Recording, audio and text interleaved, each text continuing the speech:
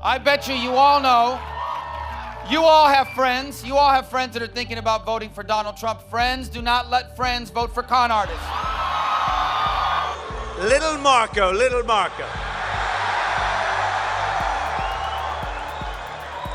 Do you know that in Florida, they hate little Marco Rubio so much because of the fact that he never votes. He never shows up to vote. He's a lightweight. He couldn't get elected dog catcher. If he goes back to Florida, he's going to lose big league. He's not liked in Florida. He abandoned Florida. He deceived and defrauded Florida. He said he was going to be a senator, and that's the last thing. He doesn't even show up to meetings.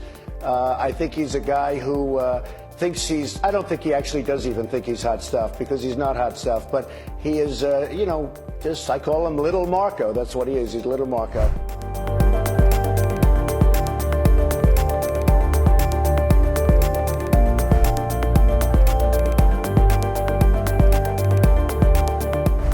Look, there is no question in my mind that Donald Trump is unfit to serve as President and Commander-in-Chief. I've said this over and over again.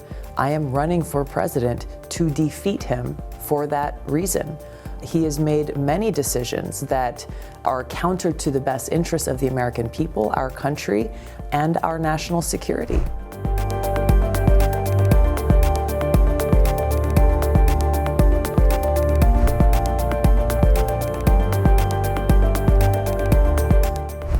Nazis and bootlickers. RFK Jr. once praising these words being used to describe Donald Trump and his supporters. And so tonight there's a K-File investigation which uncovers this audio of Kennedy. Here it is, back from 2016. You write about Trump. Well, the way that you build a truly vicious nationalist movement is to wed a relatively small core of belligerent idiots to a much larger group of opportunists and spineless fellow travelers whose primary function is to turn a blind eye to things.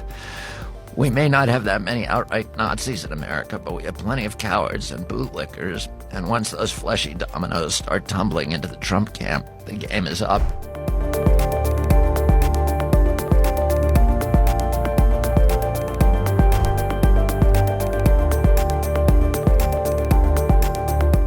It was a dark day for democracy. The loser of the last election refused to concede the race, claimed the election was stolen, raised hundreds of millions of dollars from loyal supporters, and is running for executive office again. And that person's name was Stacey Abrams, is what I said in the book. And then you said it was Donald Trump. And then I put in Donald Trump. What you're hearing from Donald Trump is he is going to be a president for all Americans. He is a guy who, in that first term, he had crowds chanting, "Lock her up" for Hillary Clinton. He didn't prosecute her. I think Donald Trump is focused on what makes people's lives better. And actually, my message to Democrats out there, even those who didn't vote for Donald Trump, is to give them a chance to actually make your life better. And I think a lot of people across the country, even who have bought into, I think, some false narratives about Donald Trump, are going to be pleasantly surprised as to finding more money in their paycheck, prices coming down in the country, a secure border. Those are things most Americans actually care about. And I think it's time to turn the page on a lot of these histrionics or Hitler comparisons or airlifting some quote of some person who Donald Trump.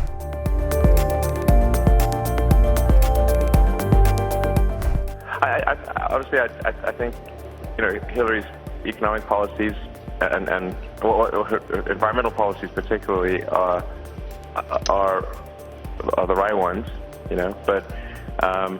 A year ago, you blogged that you didn't have very strong feelings about the election, but that you hoped Trump would not get the nomination.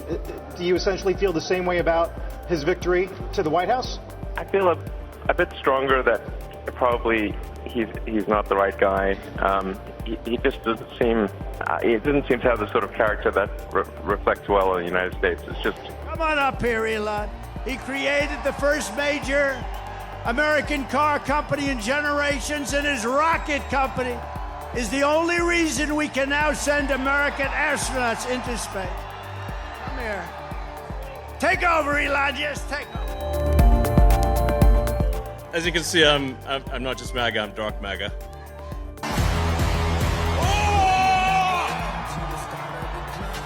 I mean, at the end of the day, you're being taxed. You're being taxed.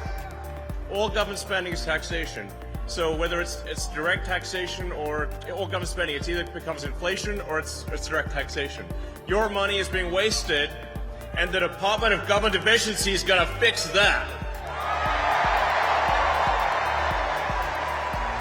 We're going to get the government off your back and out of your pocketbook. America's just not just going to be great. America is going to reach heights that it has never seen before. The future is going to be amazing. But there's a lot of people out there who need to vote for President Trump, okay?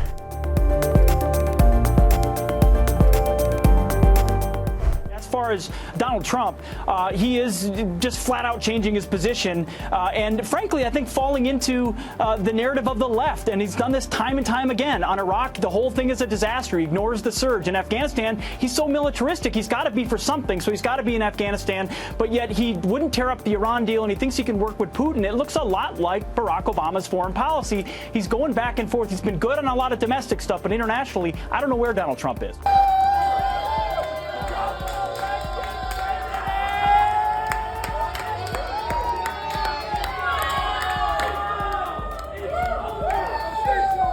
Around, we're in new territory right now.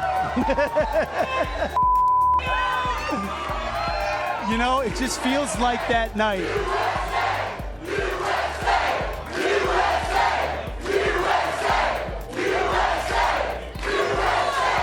I mean, yeah.